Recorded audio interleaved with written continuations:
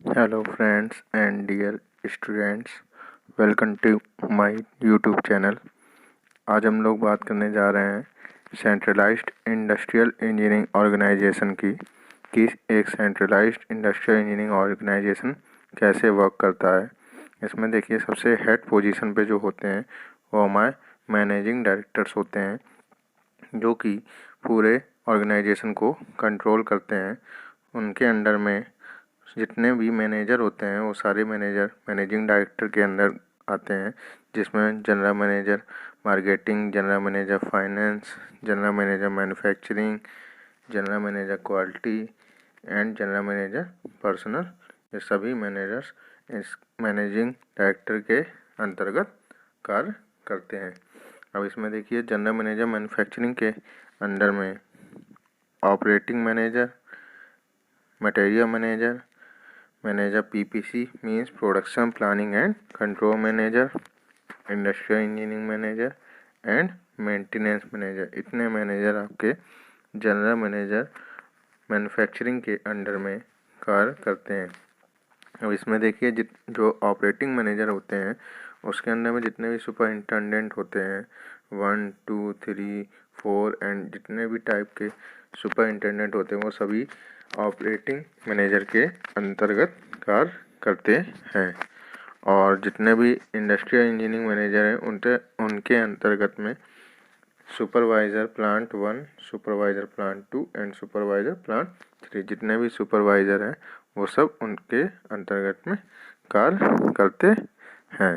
तो ये हमारा centralised industrial engineering organisation system होता है, जिसमें मैनेजिंग डायरेक्टर के अंतर्गत जितने मैनेजर होते हैं वो कार्य करते हैं। फिर जो मैन्युफैक्चरिंग मैनेजर होते हैं उनके अंतर्गत में कुछ मैनेजर्स कार्य करते हैं, जैसे कि बताया आपको industrial engineering manager, maintenance, PPC and material and operating, ये सारे मैन्युफैक्चरिंग के पार्ट्स हैं। तो जितने ही इन सबके मैनेजर होते हैं वो सारे मैन्युफैक्चरिंग मैनेजर के अंतर्गत कार्य करते हैं। और फिर ऑपरेटिंग मैनेजर और इंडस्ट्रियल इंजीनियरिंग मैनेजर के अंतर्गत सुपरिंटेंडेंट और सुपरवाइजर उस प्लांट के वर्क करते हैं। Now come to the next one, work assigned under industrial engineering.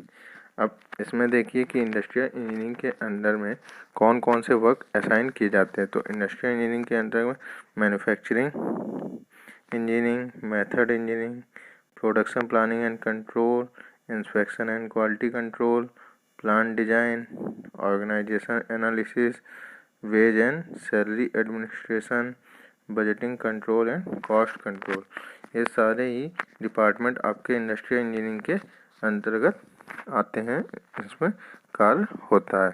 तो सबसे पहले जैसे आप देख रहे हैं ये मैन्युफैक्चरिंग इंजीनियरिंग, इसके अंतर्गत आपके equipment specification and tools, jigs and fixture design, जितने भी टूल्स, जिग्स और फिक्सचर हमारे यूज़ होते हैं उन सब की डिजाइन मैन्युफैक्चरिंग इंजीनियरिंग के अंतर्गत होती है। और जितने भी इक्विपमेंट स्पेसिफिकेशन हैं उन सबको भी मैन्युफैक्चरिंग इंजीनियरिंग में वर्क किया जाता है।